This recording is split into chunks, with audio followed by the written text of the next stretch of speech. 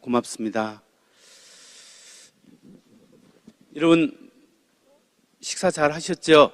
이제 오후에 강의를 시작합니다. 세 번째 강의는 청주서문교회 담임 목사인 제가 이렇게 강의하게 되었습니다. 저는 신학과 기독교 변증을 공부했는데 한국에서 우리 기독교 변증으로 전도하고 또 선교 사역하는 그런 일들을 좀 하나님께서 하시는 꿈을 주셔서 그런 일들을 지금 하고 있습니다. 제가 이 시간 세 번째 강의할 제목은 인간의 영혼, 죽음 후에도 삶이 있는가라는 제목으로 이렇게 강의를 하려고 하는데요. 이번 강의는 좀 철학적인 그런 주제와 또 경험적이고 과학적인 그런 내용으로 인간의 영혼에 대해서 살펴보도록 하겠습니다. 수년 전에 고인이 된 스티븐 호킹 박사를 아실 겁니다. 천체 물리학자인데요. 이 스티븐 호킹 박사가 살았을 때 굉장히 유명한 책들도 많이 있으면서 많은 지성인들에게 영향력을 또 끼쳐왔습니다. 근데 스티븐 호킹 박사가 전에 영국의 일간지 가디언과 인터뷰를 하면서 어떤 이야기를 했냐면 이런 이야기를 했습니다. 천국은 없다. 사후 세계가 우리를 기다리고 있다는 믿음은 죽음을 두려워하는 사람들을 위한 동화일 뿐이다. 이렇게 주장을 했죠. 그러니까 죽은 다음에 삶이 없다라고 이분은 주장합니다. 다시 말해서 마지막 순간 내가 깜빡거림을 멈추면 그 이후엔 아무것도 없다. 그리고 뇌는 부속품이 고장나면 작동을 멈추는 컴퓨터다. 고장난 컴퓨터를 위해 마련된 천국은 없다.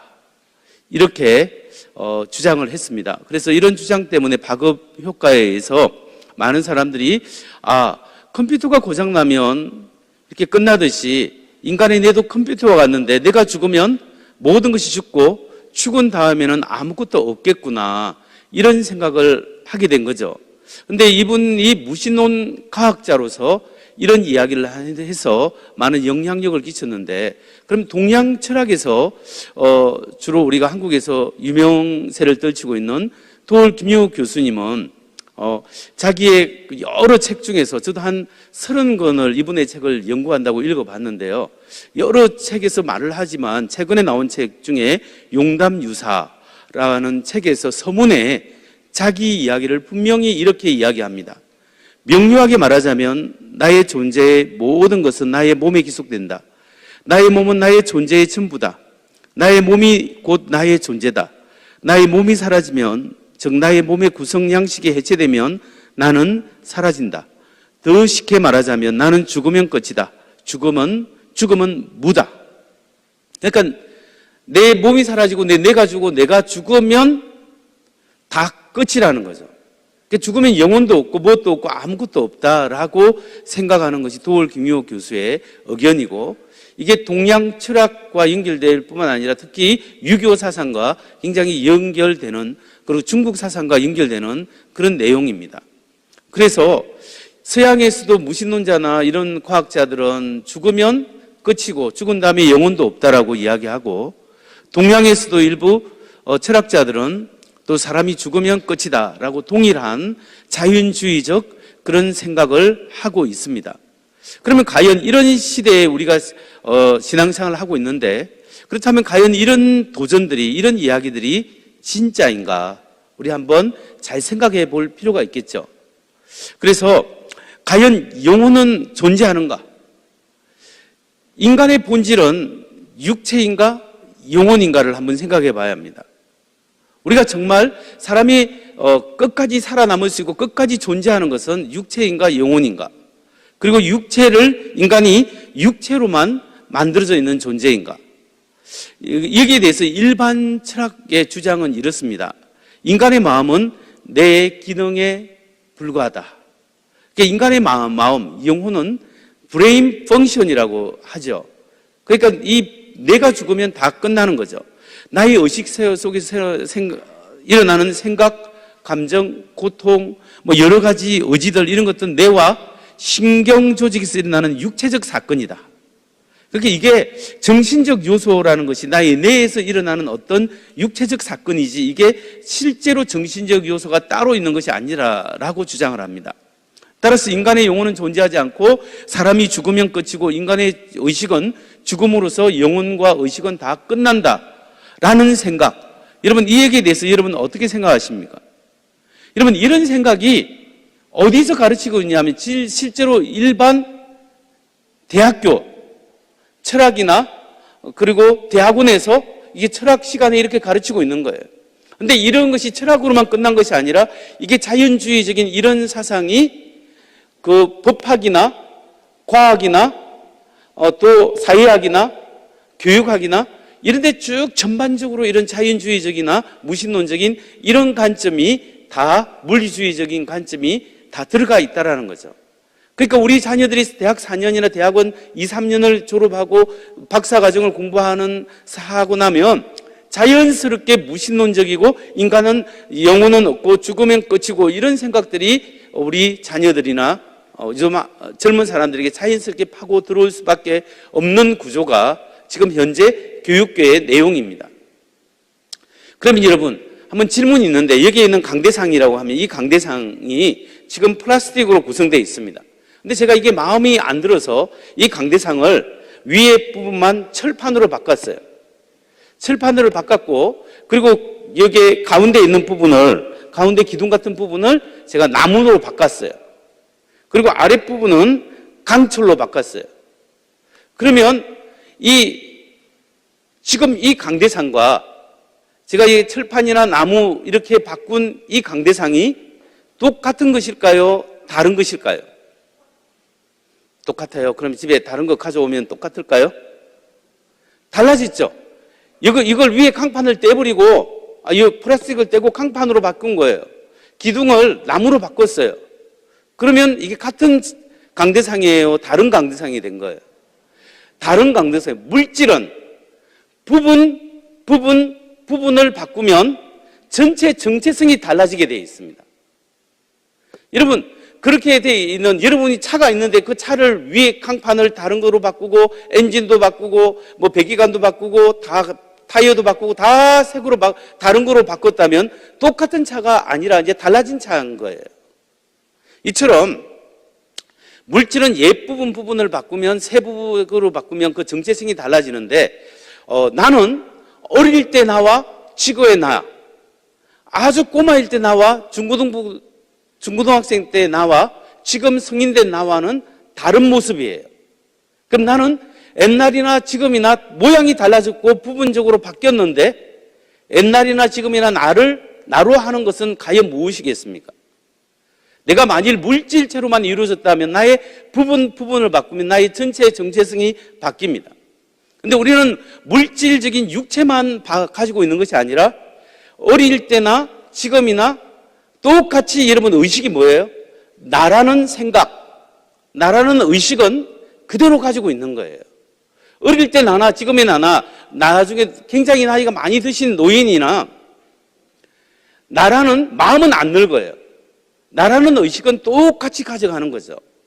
그렇기 때문에 사람은 육체적 변화에도 불구하고 동일한 나라는 정체성이 있는데 그것이 뭐냐? 그것이 바로 영혼이고 인간의 마음이다 라고 표현할 수 있다는 거죠. 자, 그래서 여러분 What is soul? 영혼이 뭘까요?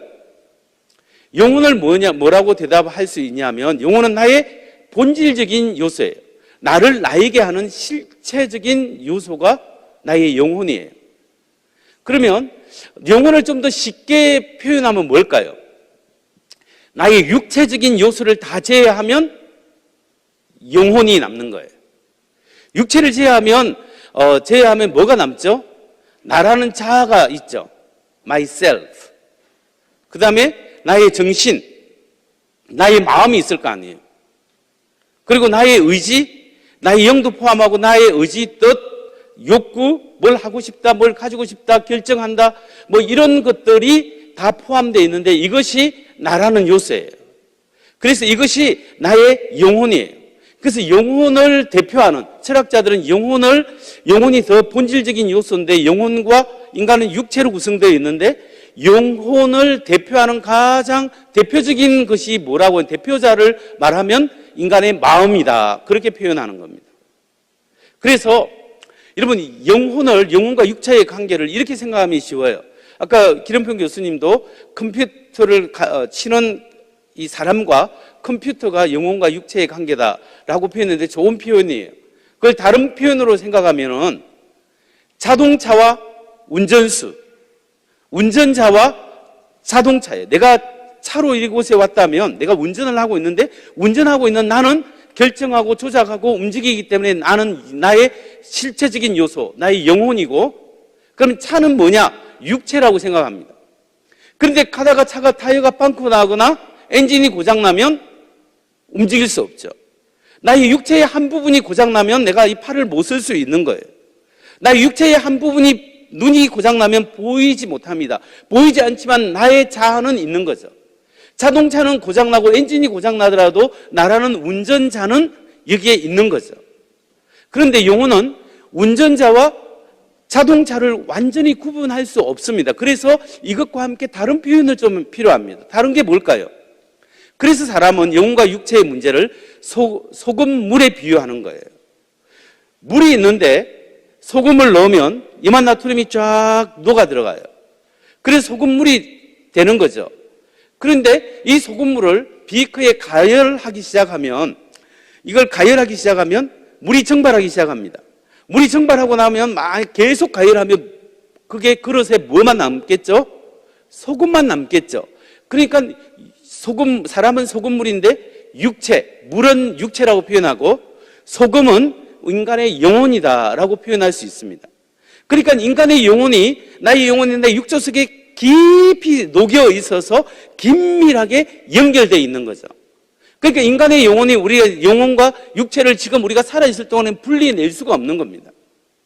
그런데 이 육체가 죽고 나면 소금만 남듯이 영혼만 남는 거죠. 이런 의미에서 사람은 순전히 신경조직체와 고기 덩어리만 이루어진 것이 아니다라고 말할 수 있는 거예요. 그래서 현재 피지컬리즘이라고 하는데, 물리주의 철학에서 이걸 어떻게 이제 우리 학생들이나 대학교나 대학원에 가면 철학 과목을 배울 때 인간이란 순전히 육체로만 구성되어 있다, 이렇게 물질적인 존재다라고 가르치는 거죠. 그리고 인간의 마음은 브레인 펑션, 내 기능에 불과하다라는 이야기를 반복해서 듣습니다. 아까 말했듯이 나의 의식 속에서 일어나는 생각, 감정, 고통 등은 단순히 뇌와 신경조직에서 일어나는 육체적 사건이고, 그렇게 나의 사랑하고 내가 기뻐하고 생각하고 결정하는 것이 다 이게 육체적인 사건이라는 거죠. 그리고 인간은 뇌와 중앙신경조직체들과 고기 덩어리, 육체로 구성되어 있다. 그래서 인간은 죽으면 영혼이 계속 사는 것이 아니라 사람이 죽으면 영혼은 육체와 함께 소멸하게 된다. 이것이 일반적인 철학과에서 가르치고 있는 내용이에요. 그러면 과연 우리가 사람을 이렇게만 볼 수 있는가? 이렇게 보면 사람은 책이 있으면 책은 종이와 활자체로 구성되어 있다, 이렇게 환원시킬 수 있을까요? 단순화? 책이 왜 책이냐면, 각 책이 다르냐면 그 책의 내용이 다르고 책 속의 사람의 저자의 생각과 그 의식이, 사상이 다르기 때문에 책이 책이라고 할 수 있습니다. 근데 책을 통일적으로 활자와 종이로 이야기할 수 없듯이 사람은 신경조직체와 고기 덩어리로 이루어졌다, 이렇게 말을 할 수 없는 거죠. 그래서 이 물리주의, 이렇게 사람을 물질적인 존재로 보는 물리주의자의 문제점이 뭐냐? 물리주의자가 옳다고 한다면 정신적 실체들이 정말로 물질적 실체와 일치해야 하는 거죠. 그런데 그 사람들이 일치한다고 주장합니다. 인간의 뇌는 인간의 마음 또는 영혼이다. 물리주의의 주장이 옳다면, 만일에 이게 옳다면 인간의 그 뇌가 인간의 마음이고 인간의 영혼을 드러낸다고 한다면, 그렇다면 정신적 실체, 육체적 뇌의 실체와 이 나의 마음의 실체가 일치해야 하는 거죠. 라이프니츠라는 철학자가 A와 B가 동일하다고 할 때 그것은 어떻게 표현하냐면 A에 관한 모든 사실이 B에 관한 모든 사실과 일치해야 하고 B에 관한 모든 진리는 A에 관한 모든 진리와 일치할 때 이걸 A와 B는 identical하다, 일치한다라고 이야기하는 겁니다. 그래서 이것을 일치점에 대해서 이게 적용해 보면 라이브니츠의 법칙을 적용해 보면 만일 물리주의자가 옳다면 물질적 속성과 정신적 속성, 심적 속성이 일치해야 합니다. 그러면 물질적 속성에 관한 모든 진리가 정신적 속성에 관한 모든 진리와 일치하고 정신적 속성에 관한 모든 사실이 물질적 속성에 관한 모든 사실과 일치할 때 두 개가 같다라고 표현할 수 있는 거예요. 예를 들면 제가 박명용 목사인데 박명용 목사가 집에 가면 지훈이 아빠예요. 그 지훈이 아빠에 관한 모든 사실과 이 박명용 목사의 모든 사실이 일치할 때 두 사람이 똑같다라고 표현할 수 있는 겁니다. 그러나 물리적 속성과 정신적 속성은 일치하지 않습니다. 예를 들면 정신적 속성을 mental property라고 하고 물질적 속성을 physical property라고 하는데 이 두 개가 실제로 일치하지 않습니다. 예를 들면 정신적 속성은 개인적이고 주관적입니다. 나 외에 아무도 그 사람의 생각 안에 들어갈 수 없어요. 그런데 물질적 속성은 공개적이다. 해킹해서 컴퓨터 안에 있는 그것을 정보를 끄집어낼 수 있는 거예요. 그럼 어떤 사람이 질문합니다. 목사님, 나의 생각을 알아낼 수 없어도 알아낼 수 있어요. 사람의 표정을 보고 내가 무슨 생각하는구나 알아낼 수 있죠. 근데 실제로 그렇지는 않습니다. 사람이 그런 척은 할 수 있죠. 그렇기 때문에 사람의 정신적 속성이 물질적 사건으로 드러나지 않는 게 뭐냐면 여러분 요즘 fMRI라고 해서 영상을 이렇게 쭉 공명 영상 영상을 찍어내면 그 MRI에 보면 사람의 그 생각할 때 어느 기관이 움직이거나 반응을 보이는 게 있어요. 그런데 여러분 제가 생각할 때 나는 노란 손수건을 생각하고 있는 걸 MRI를 아무리 찍어도 그 생각하는 노란 손수건을 발견할 수가 없어요. 그러다가 내가 순간적으로 빨간 손수건으로 내가 생각하게 되면 그게 똑같은 부위에 반응은 있지만 빨간 손수건이라는 그 이미지를 생각의 기계로 찍어낼 수가 없는 거예요. 그러니까 이 심적 속성과 정신적 속성은 완전히 일치하지 않습니다. 물질은 컴퓨터는 정해진 법칙에 따라 찾아갈 수 있고 해킹할 수 있지만 정신적 속성은 그럴 수가 없는 거죠. 뿐만 아니라 정신적 속성은 내적 성찰이 가능하지만 물질적 속성은 내적 성찰이 불가능합니다. 나는 내가 왜 이렇게 사는가? 내가 누구인가? 내가 왜 지금까지 이렇게 살아가고 있는가? 여기에 대해서 나는 생각을 할 수 있지만 여기에 있는 강대상이 내가 이 자리에 왜 서 있는가? 이 생각은 절대 할 수 없다라는 거죠. 뿐만 아니라 정신적 속성은 의도성이 있고 목적성이 있습니다. 그런데 물질적 속성은 뭘 의도하고 목적이 없어요. 그런데 심리 철학자 중에 가장 물질과 정신의 문제를 연구하는 학자들 중에 가장 큰 문제가 뭐냐면 바로 감각적 경험이에요. 이걸 전문 용어로 퀄리아라고 합니다. 이 퀄리아는 왜 물질은 감각적 경험을 하지 못합니다. 그런데 사람은 감각적 경험을 하게 되는 거죠. 이게 정신적 속성이에요. 예를 들어서 내가 아메리카노 커피를 마셨는데 참 커피가 아니면 다른 커피를 딱 마셨는데 너무 맛있는 거예요. 너무 맛있는 것을 화학적 분석 기호로 표현은 할 수 있지만 그게 내가 마시는 맛보는 이 맛을 대표할 수 없는 거예요. 내가 아름다운 모차르트 음악을 듣는데 쇼팽의 음악을 듣고 있는데 그 음악을 어떤 부호로 나타내고 어떤 기호로는 표현할 수 있지만 음향으로 표현할 수 있지만 내가 듣고 있는 이 만족감과 기쁨을 대표할 수는 없는 거예요. 이게 전혀 다른 문제죠. 그렇기 때문에 물질적 속성과 정신적 속성이 다르다라는 거죠. 그 물질적 속성에는 내가 바라고 희망하고 원한다 이런 명제적 태도가 있는데 정신적 속성에는 있지만 물질적 속성에는 그것이 없다라는 거죠. 그런 의미에서 마음에 관한 모든 사실이 물질의 육체에 관한 모든 사실과 다르고 뇌에 관한 모든 사실이 나의 정신에 관한 모든 사실과 일치하지 않는다는 것을 우리가 여러 예를 통해서 알 수 있는 거죠. 일치한다면 그게 두 개가 다 똑같다라고 표현할 수 있는 겁니다. 그런 의미에서 나의 마음은 나의 내가 아니다. 나의 내가 있지만 내가 마음과 함께 기능을 하고 있지만 내는 내고 마음은 마음이다. 구분할 수 있는 겁니다. 그런 의미에서 이런 물리주의자들의 주장이 옳지 않다라고 표현할 수 있는 거죠. 자, 그러면 사실 한국 출신으로 미국에서 가서 굉장히 유명한 철학자가 있습니다. 그 사람이 누구냐면 서울대학교 출신인 김재건 교수예요. 그래서 제가 철학을 공부해 보면 심리철학계에서 재건 킴 says, 재건 킴이 말하기를, 김재건 씨가 말하기를 하면서 미국 교수들이 엄청나게 코테이션을 많이 다는 사람이 바로 김재건 씨고, 이 사람이 미국의 심리철학계 중에 기능주의를 학파를 이끌어가는 굉장히 유명한 사람입니다. 지금은 아마 은퇴했을 것 같습니다. 근데 이 사람이 쓴 여러 책 중에 심리철학 또는 물질 세계 속의 마음, 이런 책들이 굉장히 유명한데요. 이 책에서 나오는 일부분을 소개하면 이렇습니다. 정말 나쁜 소식은 어떤 심적 속성들, 특히 그 중에서도 의식 경험의 현상적 속성들은 기능하에 저항할 것 같다는 것이다. 이것은 물리적 틀 안에서 그것들의 인간력을 설명할 방도가 없음을 의미한다. 무슨 말인지 이렇게 읽어도 잘 이해가 안 되겠습니다. 그렇지만 이 사람이 하는 결국 뭐냐면 최소한 정신적 속성과 물질과는 다른 존재, 차원의 존재이다. 상관성이 있는데 이게 코절 관계, 원인과 결과의 관계는 아니라는 거죠. 그렇기 때문에 물질적 속성과 심적인 속성, 영혼의 속성은 전혀 다른 문제이다 라고 볼 수 있는 겁니다. 이런 물리주의자 중에 UC 버클리의 철학 교수 잔 썰이 굉장히 유명한 교수예요.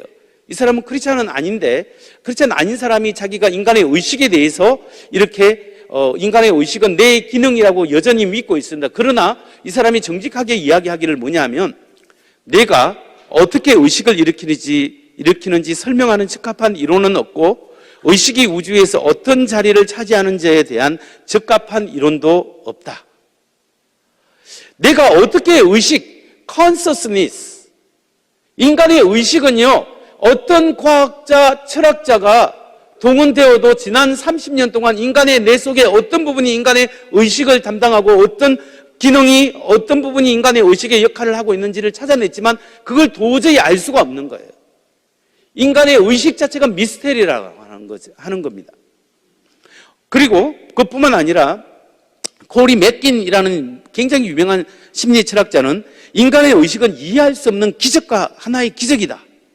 그러면서 이 사람의 주장은 뭐냐면, 우리는 어떻게 해서 빅뱅이 중력의 힘에 의해서 별들과 은하계들을 만들었는지에 대한 좋은 아이디어를 가지고 있다. 그러나 우리는 어떻게 해서 팽창하는 물질 덩어리가 의식적인 생명체로 발전되었는지에 관해 설명해 줄 수 있는 적합한 힘에 대해서 아는 바가 없다. 사실 심리 철학계들을 쭉 보면 영혼과 육체, 마음과 육체의 관계를 연구하는 사람들을 보면 문제가 뭐냐면 어떻게 물질에서 이 의식, 정신이 나왔는지 그 연결 관계를 아무도 설명할 수 없다는 거예요. 마이클 루스라고 진화론 철학자인데 굉장히 유명한 사람이죠. 뇌와 정신의 진화에 관한 주제에서 이렇게 이야기합니다. 원자 다발이 왜 생각하는 능력이 있어야 할까? 지금 이 글을 쓰고 있는 나는 어떻게 내가 하는 말에 대해 생각할 수 있으며, 이 글을 읽고 있는 독자는 어떻게 내 주장에 대해 생각하고 나와 흔쾌히 의견을 같이 하거나 조금 달리하고 내 주장을 반박하기로 하거나 그럴 가치도 없다고 고개를 저을 수 있는 걸까? 다윈주의자는 물론 이 문제에 대해 답을 가지는 아무도 없는 듯하다. 내 말은 과학적 답변은 없다는 것이다. 인간이 어떻게 생각하고 자의식을 가지고 의식을 가지게 되었는지, 어떻게 물질에서 의식으로 발전하게 되었는지, 여기에 대해서 적합한 이론도 없고 어떤 설명도 사실은 없는 거예요.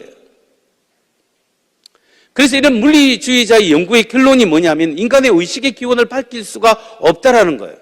과학적으로.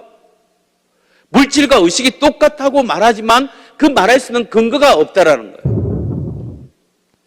여러분, 제가 이 강의를 준비하면서 비디오를 하나 준비했는데, 인간은 고기 로봇인가? 이게 미국 디스커버리 인스티튜트라는 기관에서 사이언스 오브 라이징이라는 시리즈를 이렇게 하면서 거기에 대해서 에피소드 제 2번째 그 비디오가 있는데 한 5, 6분 되는 비디오입니다. 이 비디오가 영어로 굉장히 잘 나와 있는데 한국말로 번역 안 돼 있습니다. 그래서 저희 서문교회 변정팀이 번역하고 녹음해서 나레이션해서 이렇게 한번 만들어 봤습니다. 한번 그 비디오 한번 보시죠.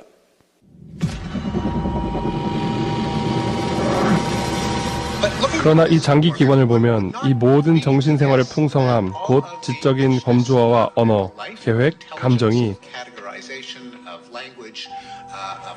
이 3파운드의 살코기의 구조에서 나올 수 있었다는 것을 누구도 곧바로 추측하지는 못할 것입니다. 당신은 고기로 만들어진 로봇이다라는 것이 오늘 제가 여러분들에게 납득시키려는 내용입니다. 고기로 만들어진 로봇.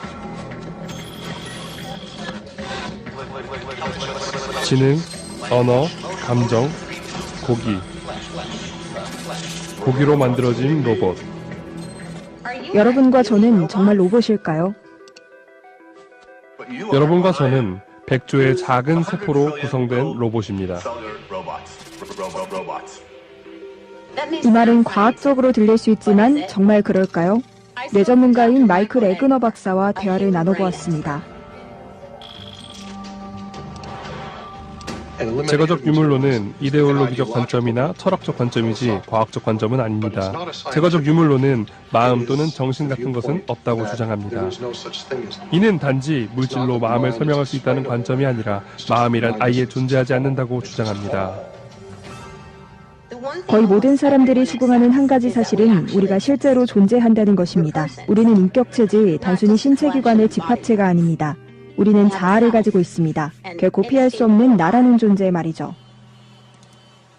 나에겐 뇌가 있지만 나는 뇌가 아닙니다. 나는 감정을 느끼지만 나는 감정이 아닙니다. 나는 생각하지만 나는 생각이 아닙니다. 당신은 누구인가요? 생각해보세요. 나는 누구인가요?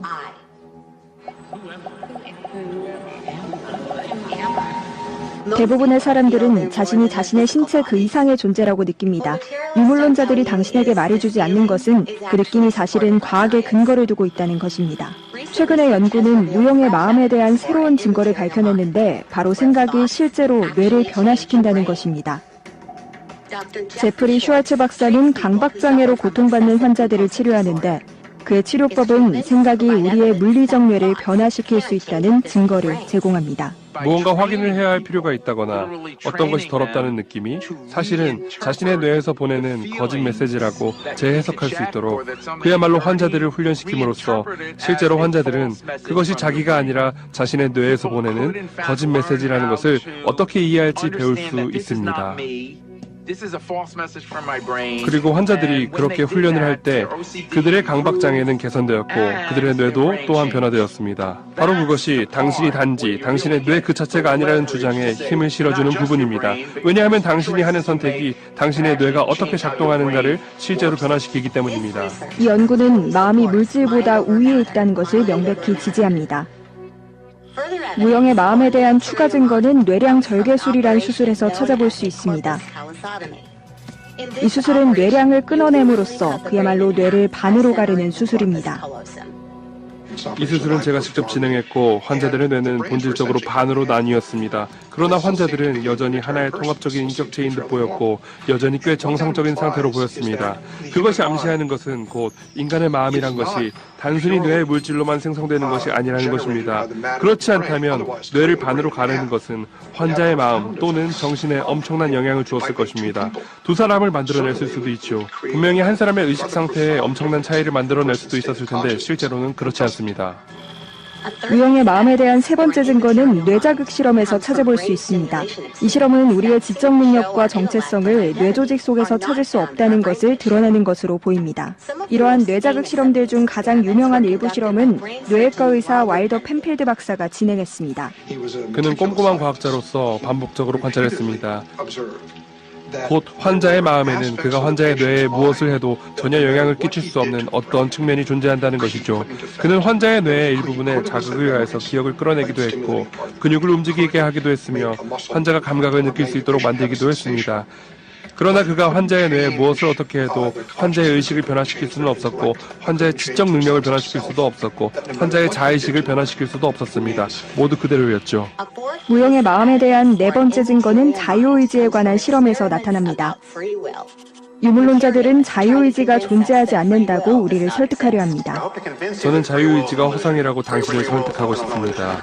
그러나 벤자민 라이빗 박사의 실험은 인간이 자유의지를 가지고 있다는 것을 보여줍니다. 최소한 아니오라고 말할 수 있는 자유의지가 있다는 것을 말이죠. 당신이 무언가를 하기로 결정하는 아마도 약 0.5초 전에 당신의 뇌에 급등하는 무언가가 있는데 그는 그것을 준비 전이라고 부릅니다. 이것은 마치 무의식적인 투표와 같은 것입니다. 유물론자들은 이 준비 전의를 이용해서 우리에게 자유의지가 있다는 생각에 우리가 속았다는 주장을 해왔습니다. 자유의지는 허상입니다. 우리의 물질적 뇌가 일종의 결정을 내리고 우리는 마치 우리가 결정했다고 생각하지만 사실 우리가 결정한 것이 아니라는 것이죠. 라비 박사는 그 주장에 동의하지 않았습니다. 그는 실험 참가자들에게 그 이상의 무언가를 하도록 요청을 했습니다. 그는 실험 참가자들이 무언가를 하기로 결정할 때 그러고 나서 그 결정을 번복해보라고 지시했습니다. 실험 참가자들이 그렇게 했을 때 라비 박사는 그들에게 그 버튼을 누르기로 결정하도록 하는 준비 전이가 있었다는 것을 발견했습니다. 그러나 그 버튼을 누르지 않기로 결정하도록 하는 준비 전이는 없었습니다. 라이비 박사는 그가 자유의지의 존재를 증명하지는 못했지만 하지 않을 자유의 존재는 증명했다고 말했습니다. 그는 그것을 하지 않을 자유라고 불렀습니다. 어떤 의미에서 우리는 우리의 통제를 벗어난 동기를 가지고 있습니다. 우리가 그 동기 자체를 멈출 수는 없지만 우리는 우리가 그 동기를 실행하는 것을 멈출 수는 있습니다. 유물론을 지지하는 과학자들은 이 증거가 그들의 세계관을 지지하지 않기 때문에 대부분 이 증거를 무시합니다. 당신은 세포로 된 로봇입니다. 유물론자들이 어떤 면에서는 현실주의자인 것이 그들은 유물론으로는 마음을 설명할 수 없다는 것을 이해하고 있다는 것입니다. 유물론을 포기하는 대신에 그들은 마음을 포기할 뿐이죠. 그리고 저는 이것이 그들의 실수라고 생각합니다. 신경과학은 당신이 당신의 뇌 이상의 존재라는 것을 보여줍니다. 이 해방의 증거는 우리가 정말 누구인가에 대해 합리적으로 생각할 수 있도록 우리에게 자유를 줍니다. 육체, 영혼, 그리고 마음에 대해 말이죠. 우리는 유물론자가 아닙니다. 우리는 인간의 영혼을 보고 사랑을 경험하며 목적을 가지고 살아갑니다. 우리는 정의를 위해 싸우며 우리는 조용한 다수입니다. 그리고 우리는 더 이상 침묵하지 않을 것입니다.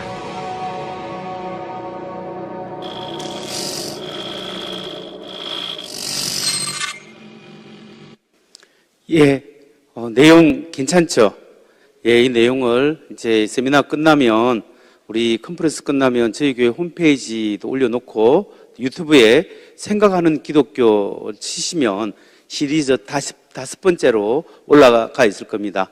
이게 출처 밝혀져 있고 그렇게 해서 여러분 누구나 이 번역된 나레이션을 통해서 이렇게 다시 한번 볼 수 있도록 그렇게 조치를 그렇게 해 놓겠습니다.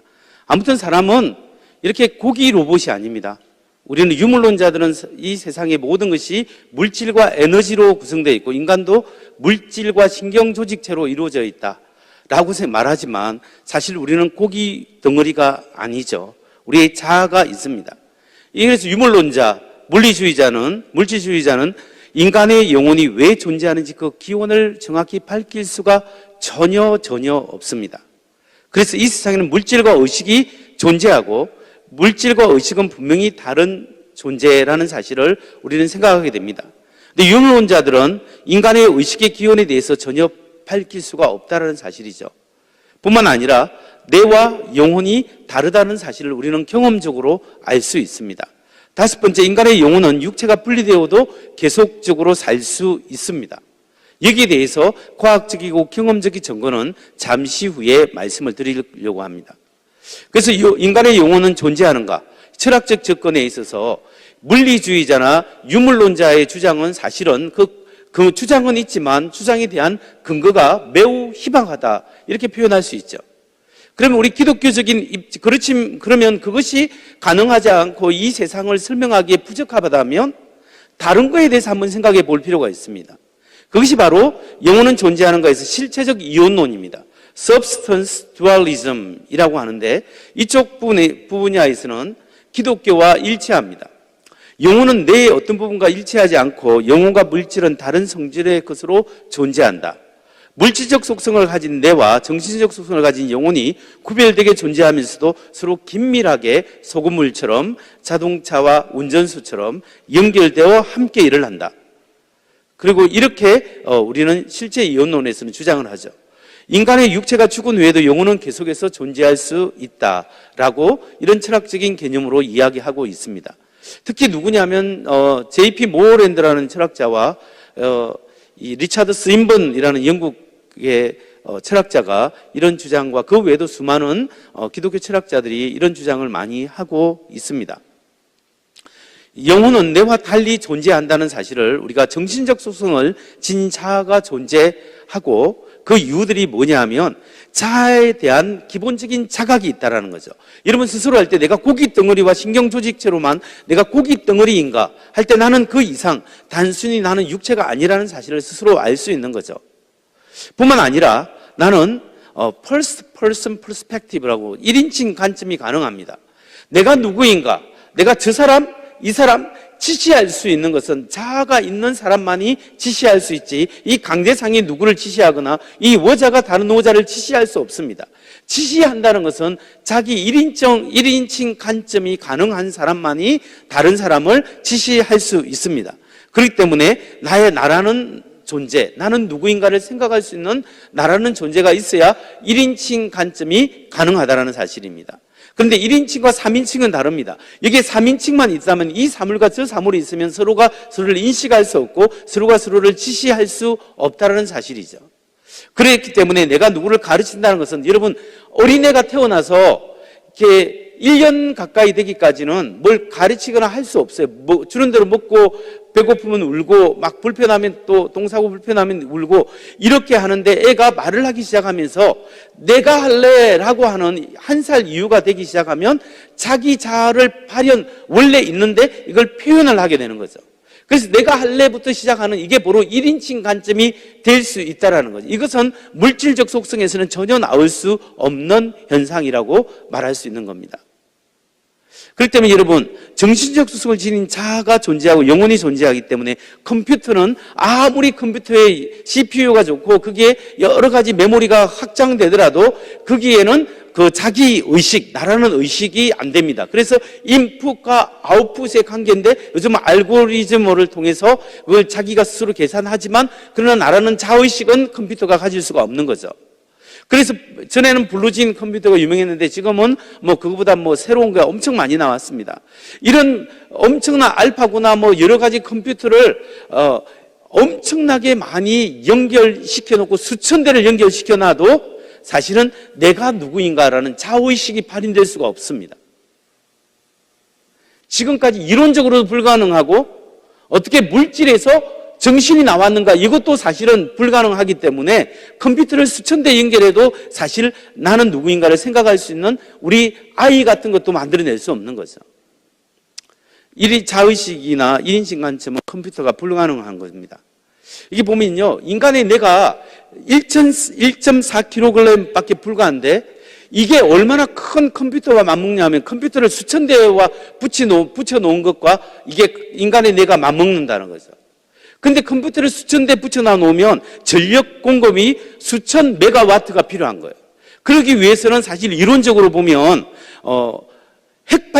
작은 핵발전소 하나가 필요하다라는 겁니다. 그런데 핵발전소를 냉각시키기 위해서는 큰 강을 끌어와야 된다고 합니다. 냉각시키기 위해서. 그런데 1.4kg밖에 안 되는 이 뇌는 이 온도가 올라가면 열받으면 온도가 몇 도 올라갑니다. 그런데 전력도 20와트 정도 필요하고 햄버거 몇 개만 있으면 하루 종일 일해도 지장이 없습니다. 그러니까 이 작은 이 뇌는 엄청난 컴퓨터와 보다 훨씬 더 효율적이라는 사실이죠. 비교가 안 되는 문제입니다. 아무튼 정신적 속성을 지닌 자아가 존재하고 여러분 나의 눈이 사물을 보는 것이 아니라 내가 눈을 통해서 사물을 보는 거예요. 근데 눈에 뭐가 이상이 생기면 눈이 고장난 거지 내가 고장난 게 아니에요. 나의 신체가 불편하면 장애가 생기면 신체가 장애된 거지 내가 장애가 생긴 건 아닙니다. 그렇기 때문에 나라는 자아가 눈을 통해서 사물을 바라보는 거죠. 그래서 육체를 초월한 정신적 자아가 없다면 자기 정체성이 상실됩니다. 제가 조금 전에 설명할 때 이 강대상의 상판을 플라스틱인데 이걸 여기 강철로 바꾸고 나무로 바꿨다 했죠. 근데 사실 인간의 몸은 문자 그대로 매 7년마다 여러분의 세포가 완전히 거의 대부분의 세포가 7년마다 다 바뀌어요. 그래서 어릴 때 7년 전에 여러분의 몸과 지금 여러분의 몸이 다른 거예요, 사실은. 부분이 다 바뀐 거예요. 그런데 7년 전에 나와 지금의 나와 똑같다라고 말할 수 있는 것은 물질은 바뀌면 정체성이 바뀌지만 나는 내 안에 변치 않는 영혼이 있고 자아가 있기 때문에 그렇습니다. 그리고 영혼이 없다면 인간의 자유의지, 자유선택에 대한 문제가 생기죠. 왜냐하면 화학적 반응에 의해서 원인을 주고 내가 결과를 했다. 사람을 죽인 것도 내가 한 것이 아니라 내가 화학적 반응이 잘못해서 이 사람을 죽였다. 그게 무슨 도덕적 책임을 물을 수 있겠습니까? 자유의지의 문제가 있고 도덕성의 문제가 여기에 생기게 되는 거죠. 뿐만 아니라 이 세상이 물질로만 존재한다면 인간의 의식은 어디로부터 왔는가? 아무리 의식이 어디로부터 왔는가라고 생각하지만 의식도 문제고 self-consciousness, 자의식도 도저히 발견할 수 없다라는 겁니다. 동물은 주로 대부분이 다 의식이 있지만 대부분이 자의식이 없어요. 인간이 물질로만 존재한다면 그러면 재해 문제, 나의 화학적 반응 때문에 내가 어떤 사람을 죽였는데 그걸 재해의 문제로 우리가 이야기할 수 있겠느냐. 여기에 대한 책임성에 대한 문제가 생길 수 있습니다. 대안은 그래서 인격적인 하나님이다. 인간의 영혼의 기원이 어디서 왔느냐. 이 세상은 의식이 존재합니다. 그럼 나의 생각이 존재하죠. 나는 인간은 이성적 존재죠. 그리고 마음이 있죠.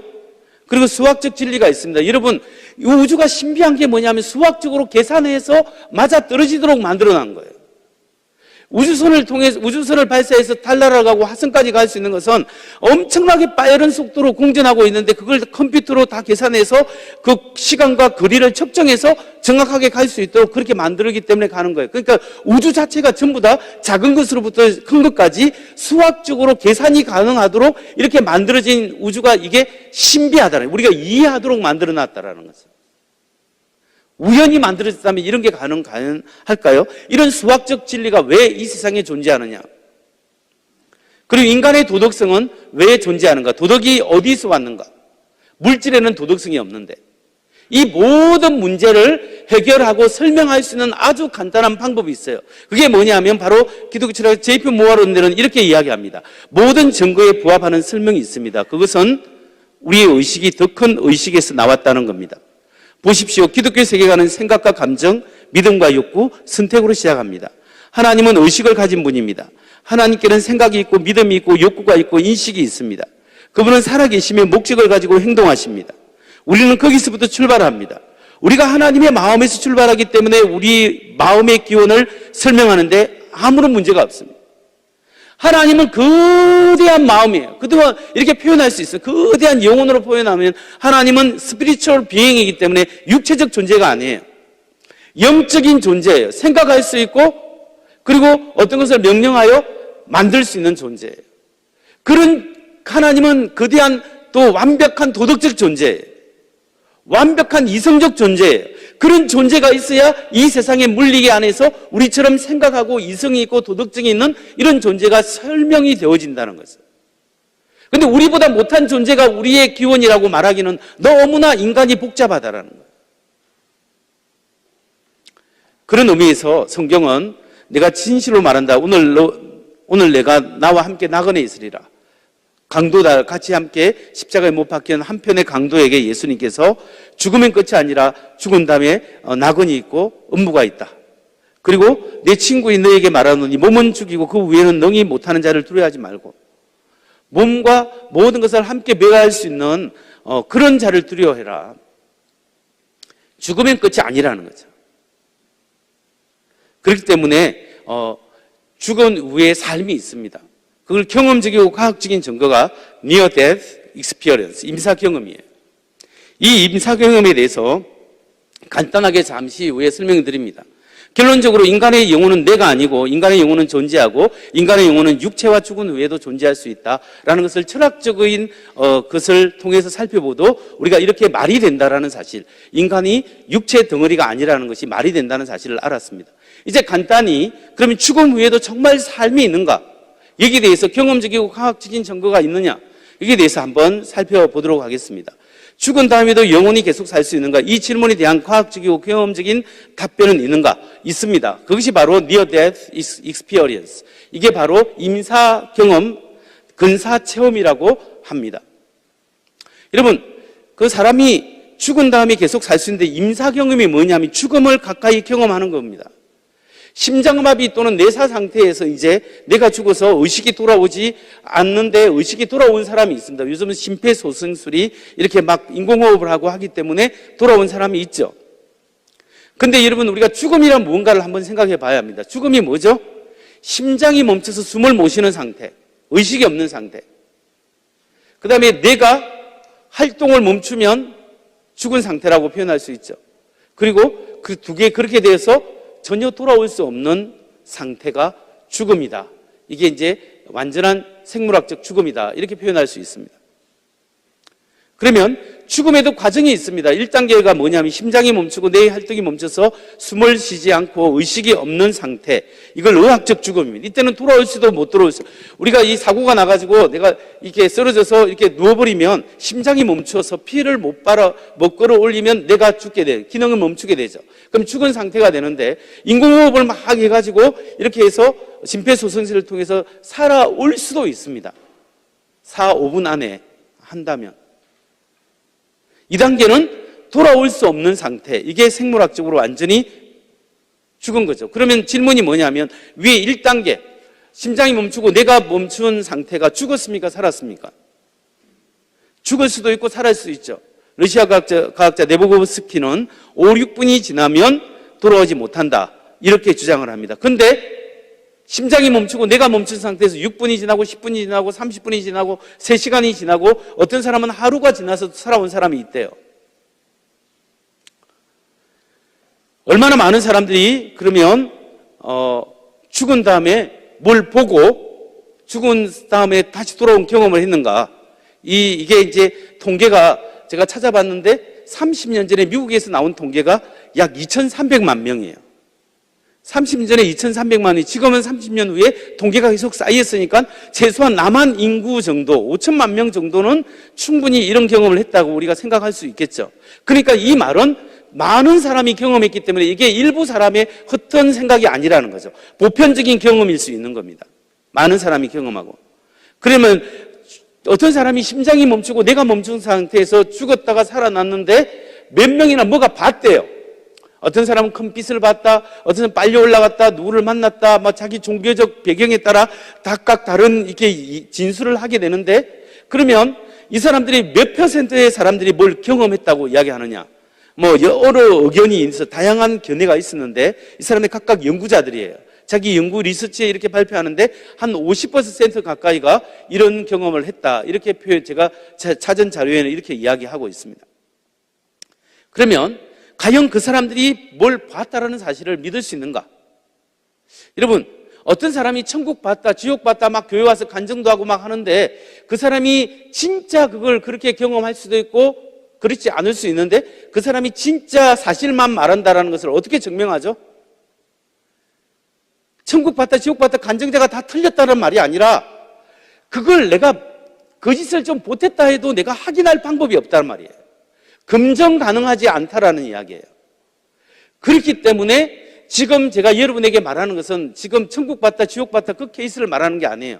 지금 제가 여러분에게 말하시는 케이스는 뭐냐면 증명 가능한 방법. 제가 여기서 이렇게 이렇게 쓰러졌을 때 쓰러지면 여기 있는 목사님이 달려오고 다른 장로님이 달려오고 사람들이 달려와서 심폐소생술하고 병원 가고 병원에서 뭐 몇 시간 후에 이렇게 죽었습니다. 사망 선고를 했는데 내가 나중에 살아났다 하면 그 갈 때 누가 나를 심폐소생술했고 우리 집 사람이 앰뷸런스에 같이 탔고 또 나중에 의사가 아유 이 목사님 강의하다가 죽었대 그런 말도 내가 다 듣고 있고 어느 병실에 간호원이 몇 명 들어왔고 의사가 누구 들어왔고 이런 걸 구체적으로 진술할 수 있다면 검증 가능해요? 아니에요? 검증 가능하죠. 바로 이 케이스만 다룬다는 거예요. 바로 이렇게 된 케이스들이 엄청나게 많이 있습니다. 어느 수영장 할머니가 45분 동안 심장마비 위에 살아났는데 그걸 이야기합니다. 어느 사람이 그 시애틀을 가는데 시애틀에서 한 번도 가본 도시가 아닌데 심장마비가 걸렸는데 그 병원에 가니까 저 병원 지붕에 어떤 운동화가 있더라는 거죠. 그런 운동화가 있다는 걸 사실이 나중에 확인하고 또 소셜워커가 테디베어 어떤 신발을 신고 있었다. 이런 구체적인 진술이나 여러 가지 진술들이 정황들이 다 맞아떨어지는 경우가 많이 있다라는 거죠. 특히 철학자 게이리 하버마스가 쓴 책에 보면 Beyond Death라는 책에 보면 이렇게 실제 인터뷰에서 이야기한 내용입니다. 심박정지로 고통받는 11살 소년이 있었다. 그가 병원에 있을 때 적어도 20분 동안 심장박동이 멈췄다. 이 시간 동안 소년은 자기가 병실 천장에서 자기 몸을 쳐다볼 수 있었다. 뿐만 아니라 의사들과 간호사들에 대한 대화 내용과 행동을 다 듣고 관찰할 수 있었다. 그 소년이 회복된 후에도 그는 정확하게 응급처치의 과정을 설명할 수 있었고 응급실에 있는 장비의 위치와 색깔들을 말할 수 있었다. 또한 병원 직원들의 성별과 심지어 그들의 대화마저도 그대로 다 보고할 수 있었다. 이런 검증 가능한 것들이 참 많다라는 거예요. 이 핀발 롬멜 박사, 네덜란드 심장 전문의 이 비디오를 한번 보겠습니다.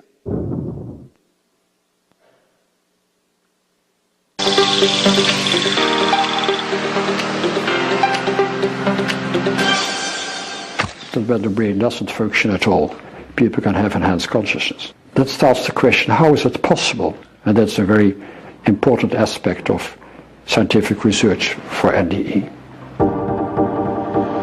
롬멜 박사는 논문 심사가 까다롭기로 유명한 세계적인 의학 전문 학술지 란셋에 근사체험과 관련된 이 연구를 최초로 실은 의사입니다. Well, the Lancet is one of the most important medical journals in the world. So it gave a worldwide stir, the publication of a study. It was on the front page of all papers all over the world. And I had interviews all over the world as well. It was the first scientific study with a prospective and longitudinal design ever published. 2001년 란셋에는 심장 정지 후 다시 살아난 근사체험자라는 롬멜 박사의 논문이 실렸습니다. 1988년부터 약 4년 동안 심장이 멈춰 사망 판정을 받았지만 기적적으로 소생한 환자 344명을 조사한 연구이죠. 자신이 죽었다는 사실을 기억한 62명의 환자들 중 41명은 근사체험에서 말하는 대표적인 경험을 했다고 증언했습니다. 핀반 롬멜 박사의 논문 속 주인공을 찾아갔습니다.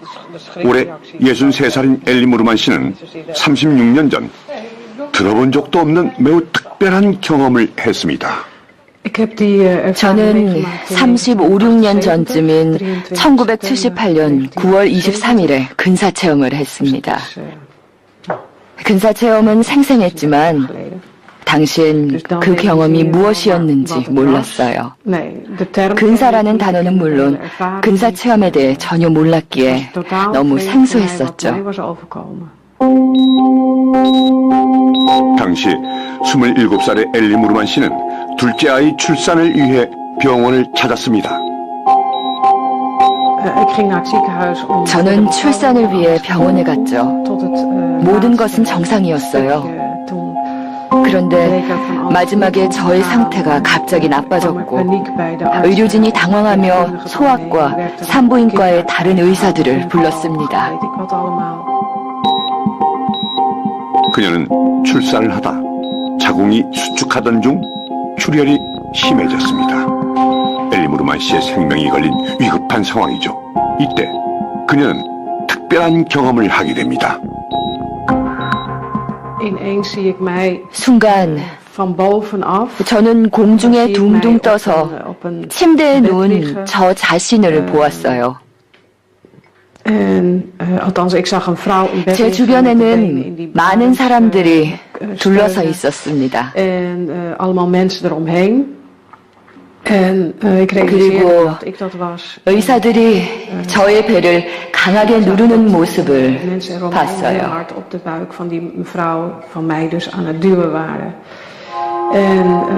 제 딸이 태어나는 모습도 봤어요. 아이는 태어나자마자 천에 쌓여 다른 방으로 옮겨졌고 그곳에서 제 딸이 죽는 것을 보았어요. 제가 깨어나자 의사들은 제 딸이 출산 도중에 사망했다고 말했습니다. 그녀는 근사 체험을 하게 됩니다. 체외 이탈을 통해 자신과 딸에게 벌어진 상황을 지켜봤습니다. 그리고는 바로 터널을 통과하는 경험을 하게 되죠.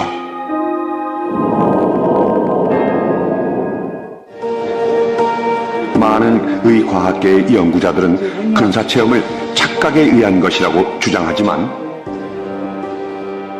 빈만 노멜 박사는 단순한 착각이 아니라고 말합니다. So we know that after a minute of 15 to 20 seconds, the brain function has totally ceased. And in that very moment, patients can have the enhanced consciousness with this coordination with emotions. How is it possible that when the brain doesn't function at all, people can have enhanced consciousness? And that's a very important aspect of scientific research for MDD. 문제의 핵심은 내가 죽었고 심장이 멈추고 내가 죽었는데 어떻게 플러가 뽑혔고 완전히 기능이 마비되었는데 어떻게 보고 듣고 느낄 수 있느냐. 사람이 인간의 영혼이 뇌에 불과하면 이 기능이 안 돼야 돼. 그런데 사람이 심장이 멈추고 내가 죽었는데도 보고 듣고 생각하고 기억하더라. 이 경험, 이 자료들은 과학적 데이터에서 나오는 거예요.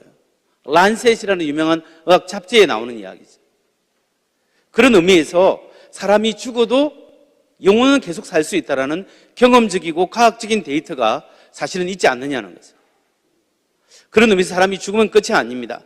그래서 히브리서 9장 11절 한 번 죽는 것은 사람에게 정하신 것이요 그 이후에는 심판이 있다. 여러분, 사람이 죽고 다시 한번 영원히 살 수 있다는 가장 확실한 증거가 뭐냐 하면 바로 예수님의 부활이에요. 예수님이 실제로 역사 속에 오셨고 실제로 십자가에 죽으시고 예수님이 실제로 부활했고 부활의 증인이 500명도 넘어요. 예수님이 실제로 부활했기 때문에 그 부활한 예수님을 보면 우리가 영원히 살 수 있는 근거가 있다라는 사실이에요. 여러분, 그렇기 때문에 시간을 마치려고 합니다. 썩는 양식을 위하여 일하지 말고 썩지 영생하도록 있는 양식을 위하여 일하라. 우리 예수님께서 말씀했습니다. 여러분, 이 세상에 하나님이 계십니다. 영적인 존재 하나님이 계시고 그 하나님이 세상을 창조했는데 우리가 믿는 그 하나님이 사람을 사랑하신다는 거예요. 하나님이 사랑하세요. 하나님이 얼마나 사랑하면 그 아들 예수 그리스도를 보내서 우리 죄를 위하여 십자가에 못 박혀 죽을 만큼 사랑하십니다. 하나님이 사랑하기 때문에 사람이 이 세상만이 것이 아니라 죽은 이후에도 삶이 있다는 사실을 우리에게 알려주고 그 영원한 하나님 나라에 초청하고 있는 거예요. 여러분, 오늘 여러분 중에 하나님이 계시다는 사실을 잘 모르는 분도 있고 예수님이 정말 하나님의 아들이고 예수의 부활을 모르신 분이 있으면 목사님한테 주위에 물어보시고 또 여러분 한번 확인해 보시고 알아보시기 바랍니다. 그래서 정말 이 기독교 신앙이 진리라면 하나님이 살아계시고 그분이 여러분을 사랑하시고 우리가 죽은 다음에 끝나는 것이 아니라 영원한 하나님 앞에 서야 된다면 여러분 다시 한번 기독교의 신앙을 확실히 알고 한 번 더 생각하고 알고 믿는 여러분 되시기를 간절히 바랍니다. 고맙습니다.